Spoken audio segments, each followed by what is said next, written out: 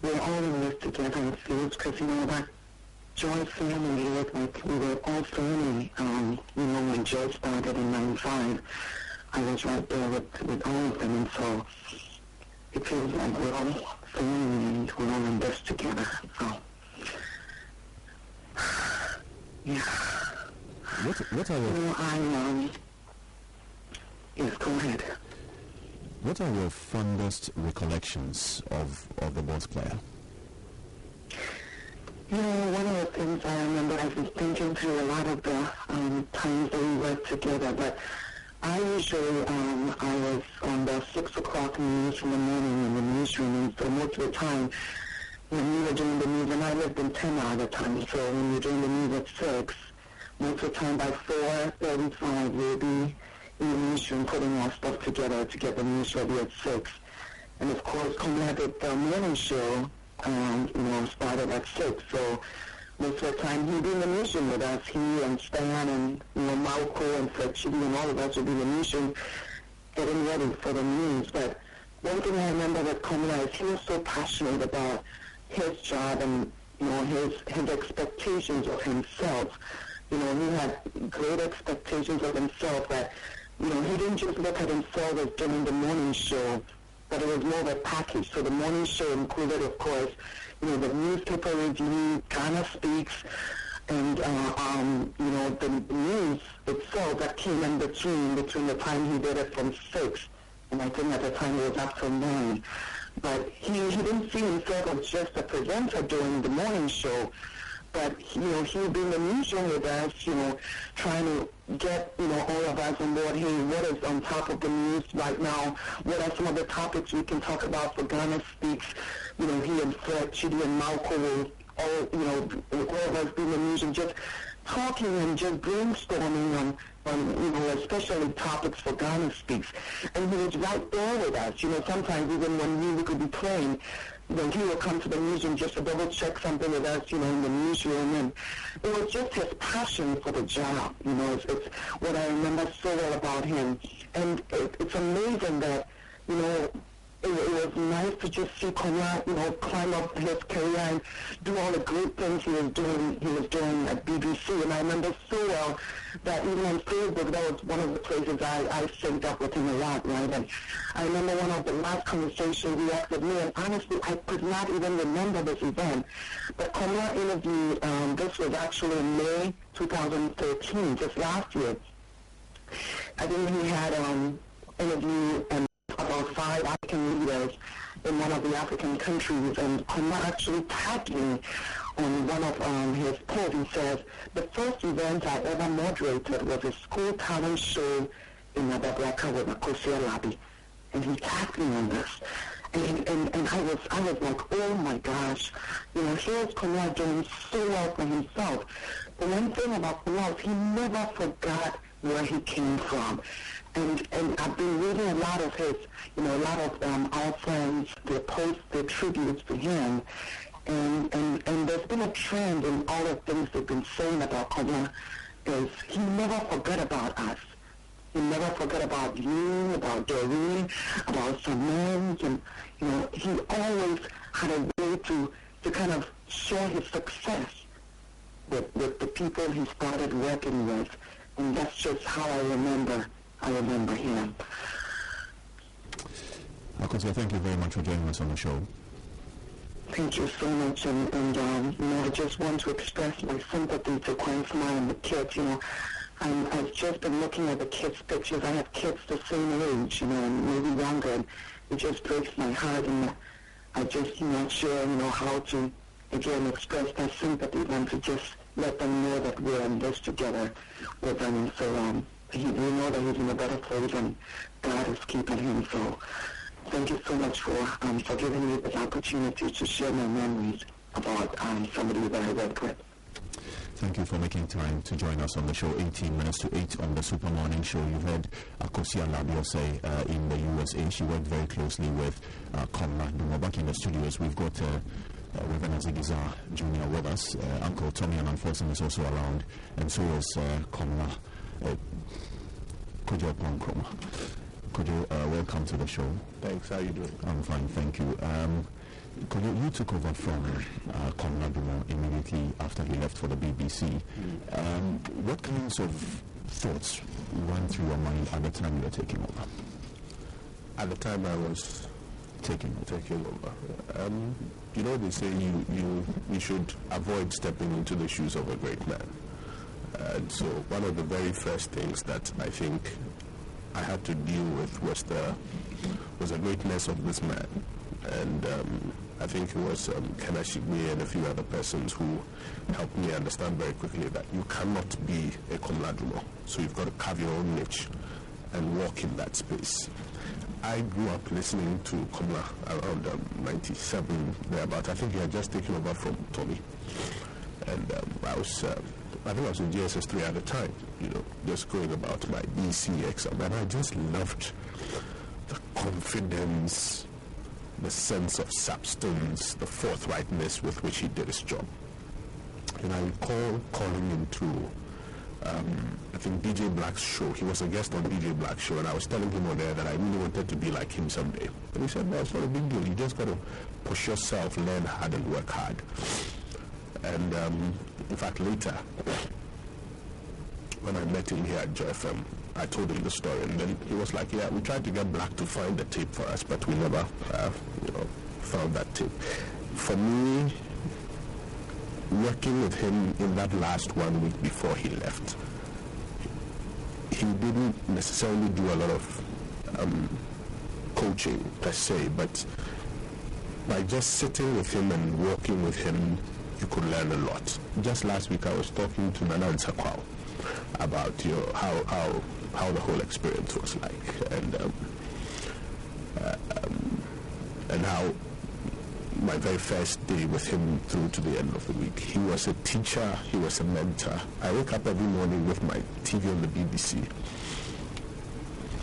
And, sometimes there are times when you wake up and you really don't feel like coming to work. But you see him out there on the screen, and he's confident and he's still speaking. And it gives you the urge to come out and to come and do what you have to do. I'm sorry that I'm in tears, but I think it's so unfair to see a young man at the prime doing so well, and for him to be snatched like how he was snatched from us. My thoughts go to his wife and to his children and to the family that have lost a great man. I think Africa has lost a great ambassador. He's irreplaceable. But if there's anything that all of us in this can learn, I think it's about his confidence, his forthrightness, and his commitment to the job. Komla was very committed to the job. People call him the passion. Yeah, he was dedicated, he was committed to it. And I think for all of us who find ourselves in this space, we have to be committed and dedicated to it. I'll be asking Uncle Tommy and Azigiza as well, what was the X factor in Komla that made him so successful? Maybe I'll start off with Azigiza. Well, it's very unfortunate that the first timers of Joy FM would meet, and we meet on a very sad note. There is one thing people have not said about Komla Dumor, and that is the fact that he had a teachable spirit. He was ready to learn from Uncle Tommy. Our earlier times with Komla Dumor, when we got in here, you'd see him at the back of a motorbike doing his Mobitel traffic watch. He came to, I remember my first encounter with him, he came into the library and, then I was getting ready to do my yo thing. Then this young man walked in and he said, "Sir, can I ask you a question?" I said, "Don't call me sir, my name is Azigiza." He said, "Please, before you play a record, now you guys use CDs, but those days we use the Technics 1210.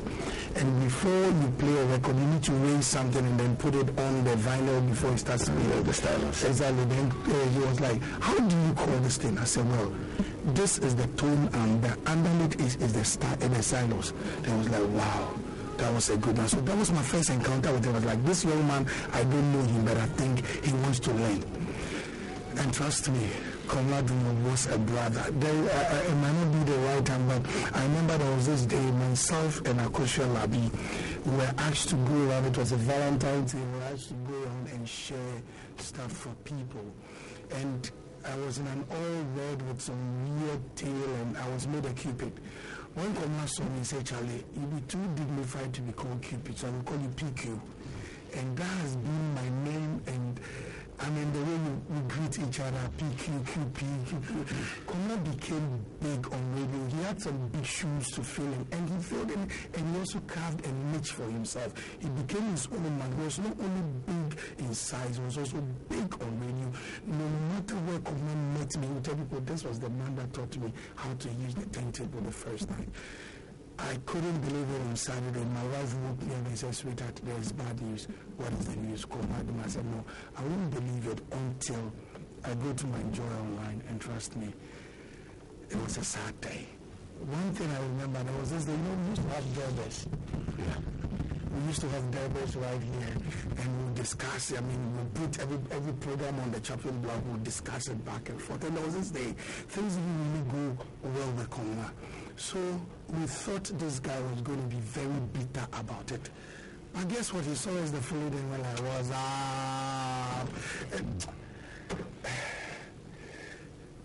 It is painful. It is painful. I think it is one of the few questions we would want to ask God, should we make it to heaven? Why did he take him at that early age? We're in the studios with some of the closest friends of Komla Dumor as we celebrate the memory of the ace Ghanaian journalist. Cox Tamaklo also joins us right now. Cox, good morning. Welcome to the show. Uncle Ebu White will give us food for thought for the next 10 minutes, and then the Joy Business Report will go up right after that, and then we'll continue our conversation. Uncle Ebu, welcome to the show. Good morning. Good morning.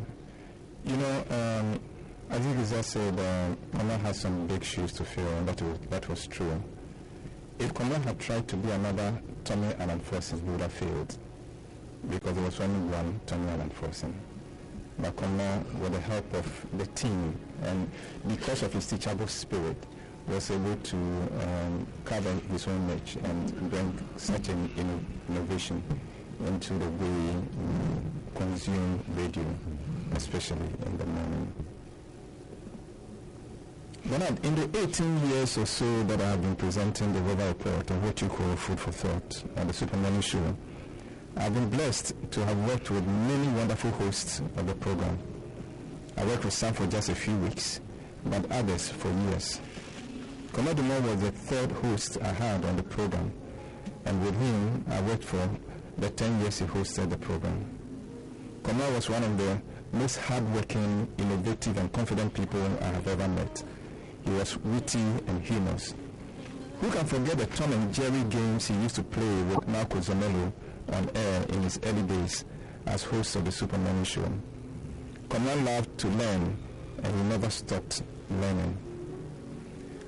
I will remember Komla for three things. First, you may not know this, but for Komla and Samuel Atani, I don't think I will still be presenting this program.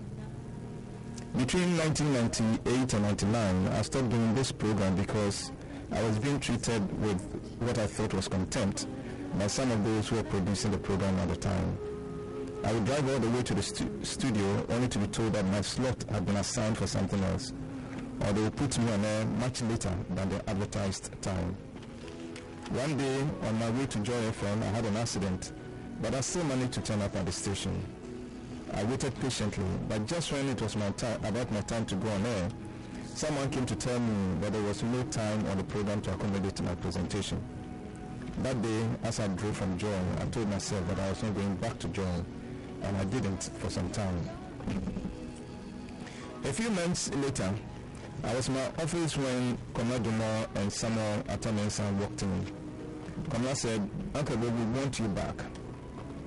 I told them my conditions for coming back, and Komla and Samens immediately agreed to my terms, and that is how I came back on air. Without that initiative Komla and Samens took, I would not have come back on Joy FM. The second thing I remember Komla for was something he told me when he bought his first Mercedes-Benz. After my presentation one day, as the business newspaper took over the studio, Komla walked me to my car and said, "Uncle, people are forcing me to go to church and give special thanks for my car." He said, "I don't see why I should do that. I give thanks to God for all his blessings. I don't see owning a Benz as more special than being alive and healthy. I don't see it as being more special than having love in my life. I thank God for the opportunity I have to serve my generation. I don't see why we should thank God only for material things. I thank God for all his blessings and not just for Benz. His comments said a lot about his relationship with God and his spirituality. I knew of many so-called Christians who go to church to give testimonies and to thank God only when they have been blessed with a new car or a house. And yet daily, God showers us with his blessings, and we should celebrate those with the same fervor as we do the so-called special ones. And that was the perspective of Komla. The last thing for which I will remember Komla was his compassion.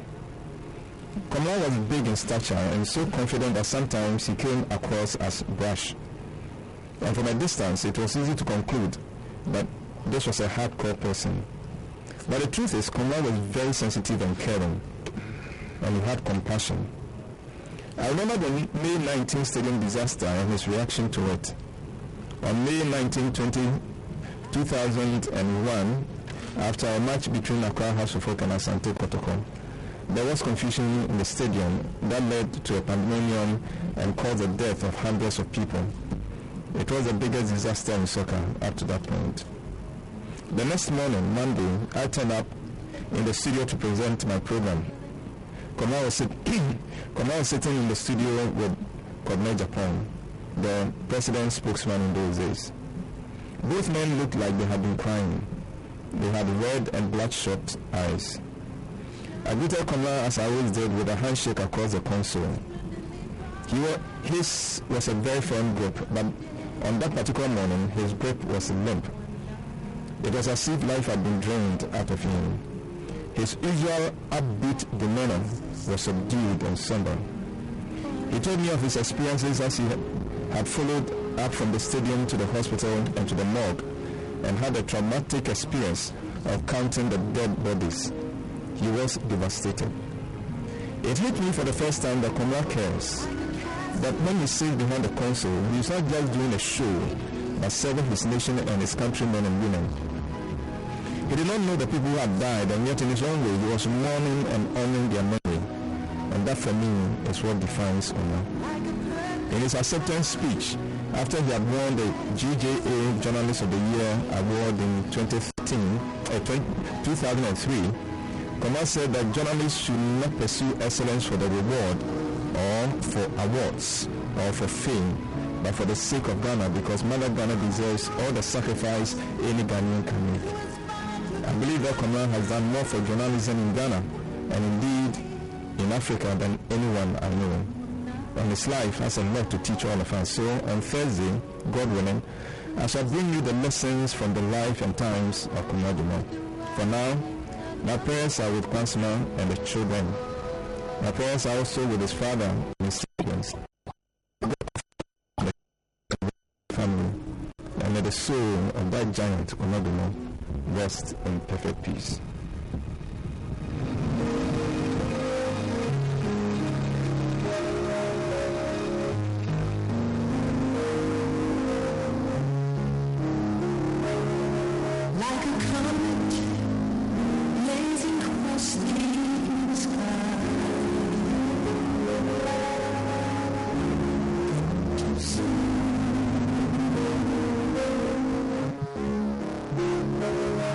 Like a rainbow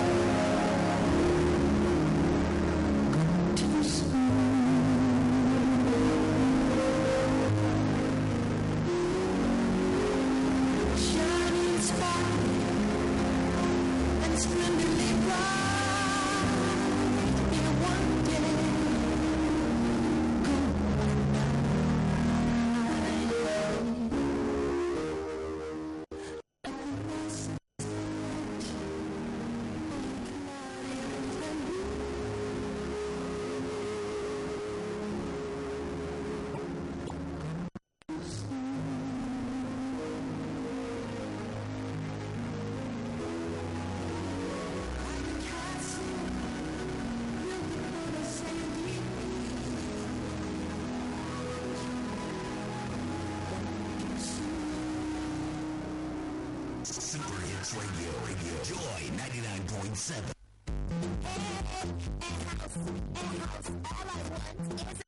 Yes, it's the HFC Home Safe promotion. Deposit 200 Ghana cedis in your HFC Home Safe Smart Safe. Then until 2000.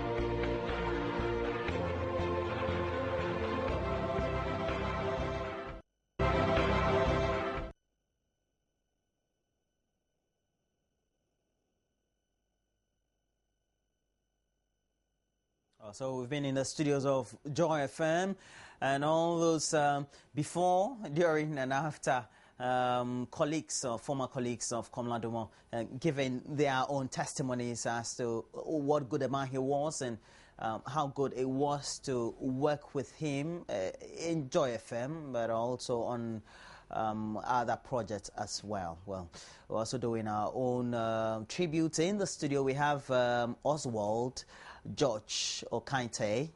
He is a poet, currently with the University of Cape Coast as well. So we're here to give him the opportunity to give us a poem. What do you have for us for the morning, George? Heaven knows where we are going. We know we will. It was his grandfather, his mother, and now himself. We will gather. Heaven knows how we will gather. We know we will. A sting of death has stolen away a mighty soul. So we beckon death, while thou slain thy mighty king, never drying our unseasoned tears. As for tomorrow, for his fall, we live in fears. We are crying. So it is true. It is surely so true that we all shall embark on that voyage of no return someday, if not this day. We shall and go and tell to our ancestry of our deeds before the come of the night. We shall table our deeds of what we did during the glow of the day before cometh the night. We shall, so let no man dispute the fact that the climax of birth is surely death. Yes, let no man. I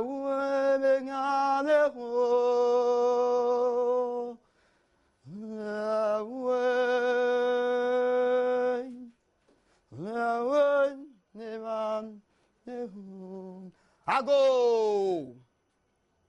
Let the years of the world be told. Let them and their kings be served with bitter oaths of world. Oh, surely let them, for a mighty soul is under siege. Our own in death custody. So our hearts bleed of tears amidst uncontrollable moans. His soul has divorced his dust. He sails from this earth to the shore, destined for all.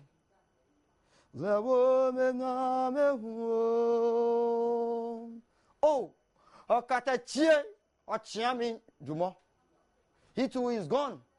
So he shall go and tell to our ancestry that like his father's father, he too lived with Anna. He shall go. So the clouds are dim and filled with rains of tears. Only if Eku, the god death, would regret for his action, but he will not. So surely shall I sing of my tongue a song.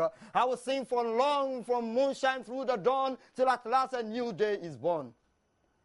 I shall sing. I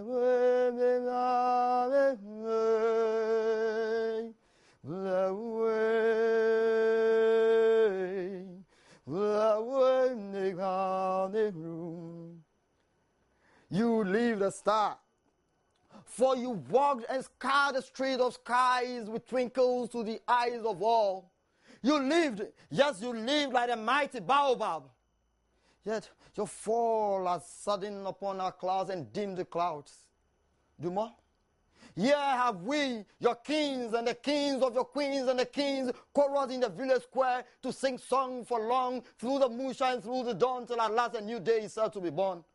We sing not of Ejata. We sing not of Aliu Mahama. We sing not of Gaddafi. Neither do we sing of Madiba Rulishasha Mandela. We sing of you.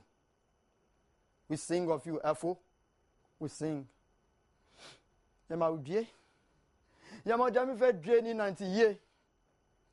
Your day is gone, and now glows your night in the sail. So when you go, go and lay your head in rest, for death is at his rest. Fare thee well, Dumor. Fare thee well.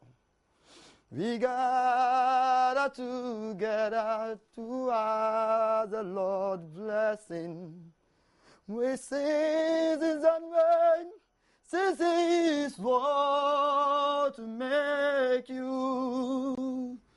Thy way is our blessing, our sin, our blessing. We sing to your name. We forget not your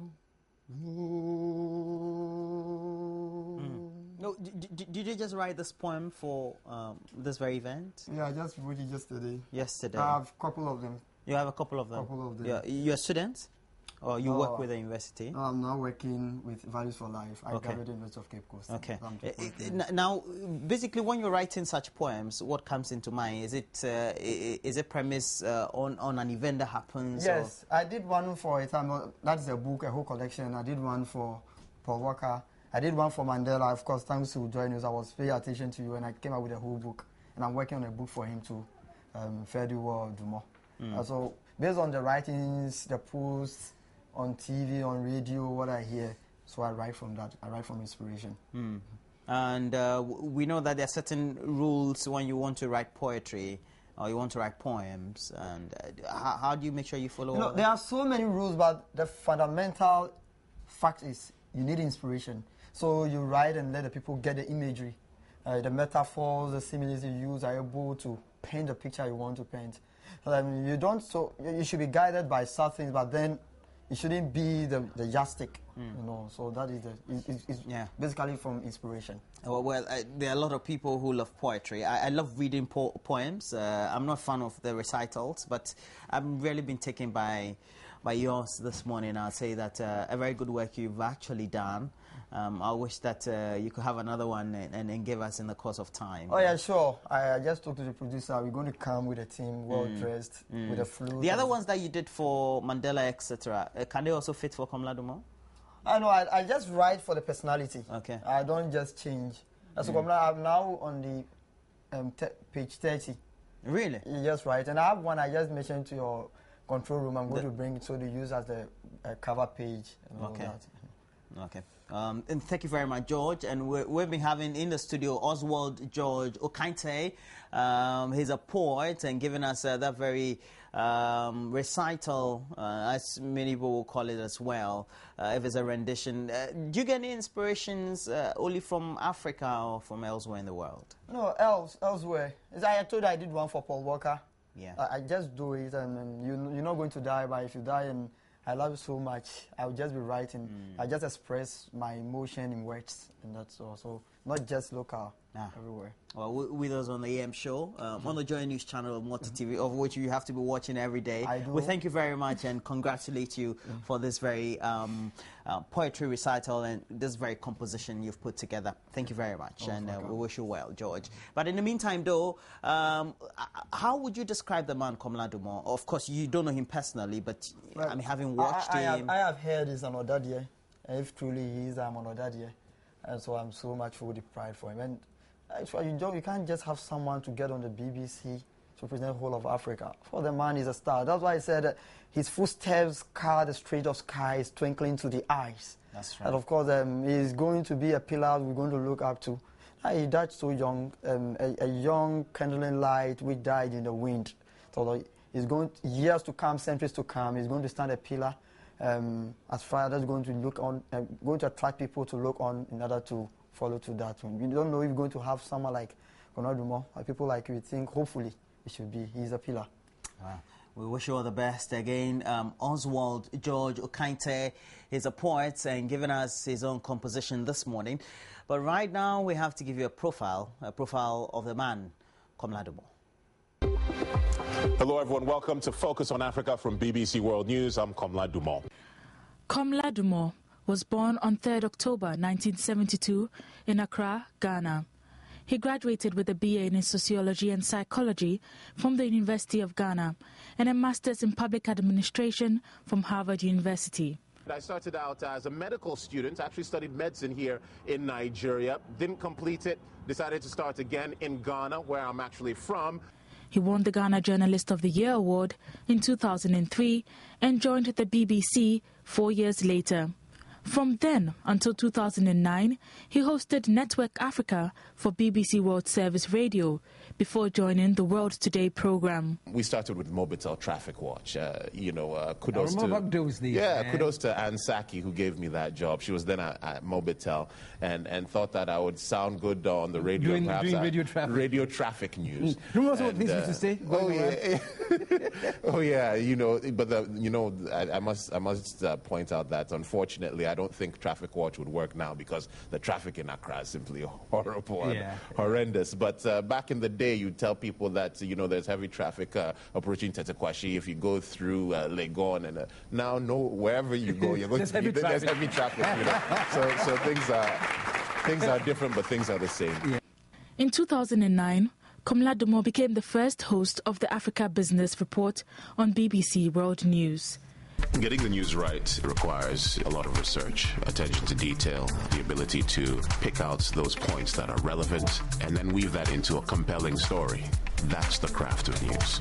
He traveled across Africa, meeting the continent's top entrepreneurs and reporting on the latest business trends around the continent. He interviewed a number of high-profile guests, including Bill Gates, Kofi Annan, and former U.S. President Bill Clinton. Last month, he covered the funeral of former South African President Nelson Mandela, who he described as one of the greatest figures of modern history. Did he ever give you advice? He gave us advice through stories. He was an amazing storyteller. He always taught me to always be humble. He anchored live coverage of major events, including the 2010 World Cup in South Africa.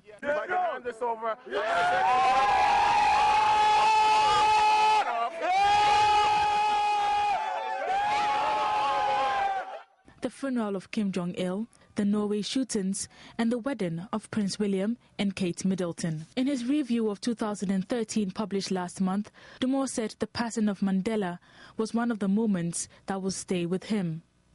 Dumor was the only West African newsreader on the BBC World News until his death. Komla Dumor, from Peter, and the Heat, the rest of the team. He achieved his feat in journalism without any formal journalism training. He was known not just as a man from Africa. Look, I'm incredibly proud to be a Ghanaian. My grandfather composed Ghana's national anthem. But a man for Africa. Arise, O Competro. His unique voice catapulted him to the top of his game, and he became indeed a boss player. And if there's a cool factor, it doesn't hurt, does it? May his soul rest in perfect peace. Thank you. Hello, everyone.